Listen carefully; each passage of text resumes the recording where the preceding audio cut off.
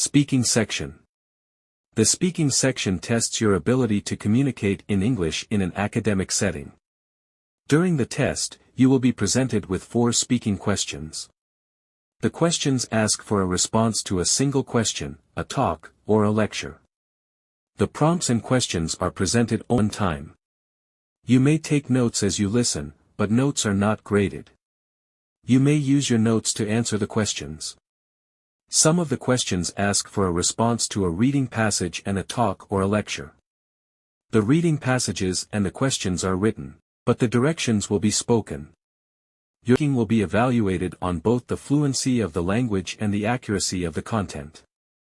You will have 15 to 20 seconds to prepare and 45 to 60 seconds to respond to each question.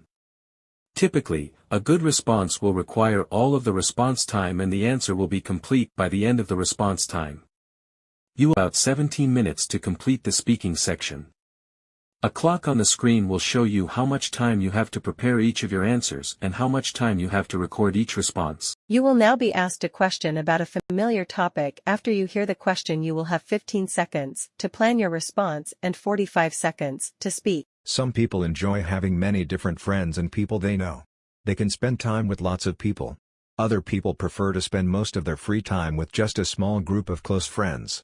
Which do you like better, having many different friends, or just spending time with a small group of close friends?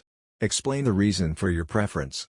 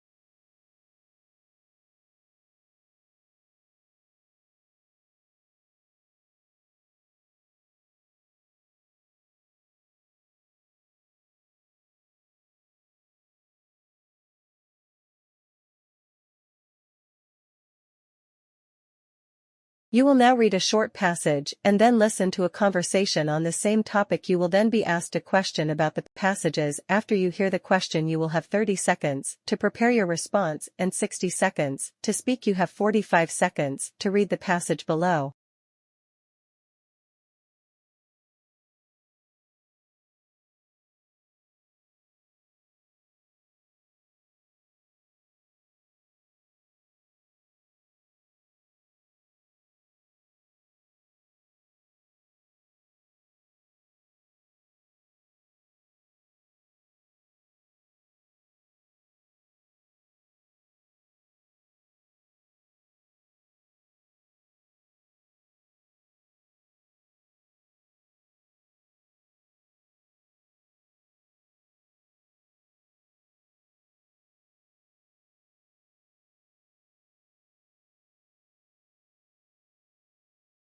Listen to 2 students discussing this article.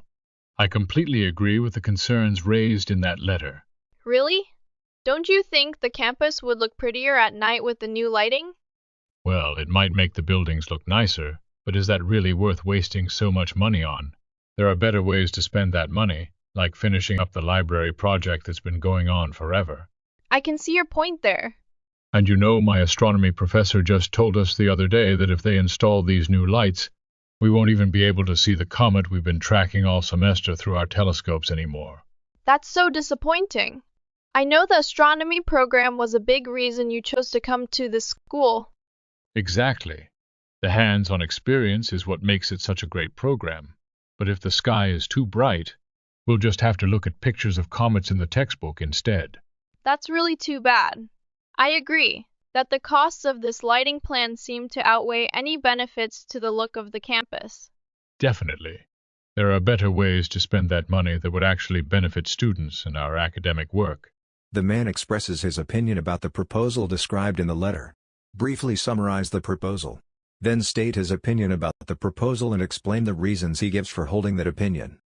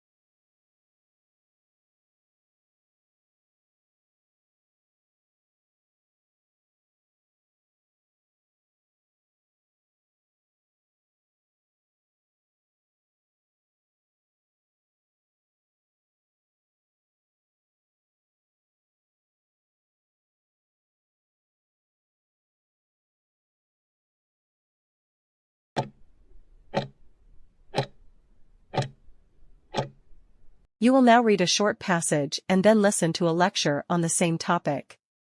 You will then be asked a question about the passage. After you hear the question, you have 30 seconds to prepare your response and 60 seconds to speak. You have 45 seconds to read the passage below. You may begin reading now.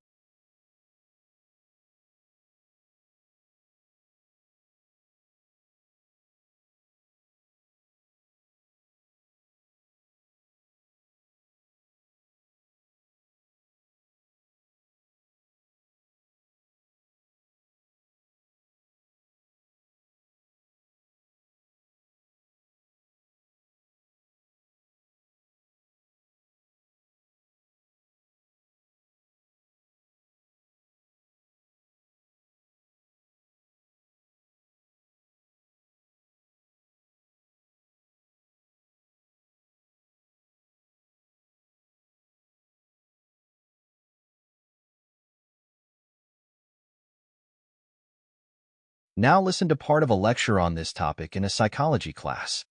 Let me give you a real-life example that illustrates the concept of state-dependent memory.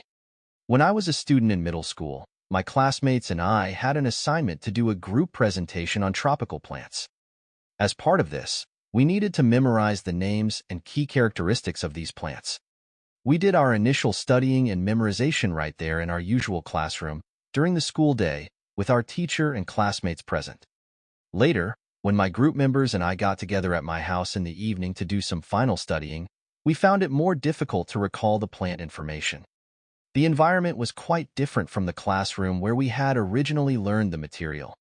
However, the next morning, when we were back in the familiar classroom setting, the presentation went much more smoothly, and we were able to easily remember what we needed to say.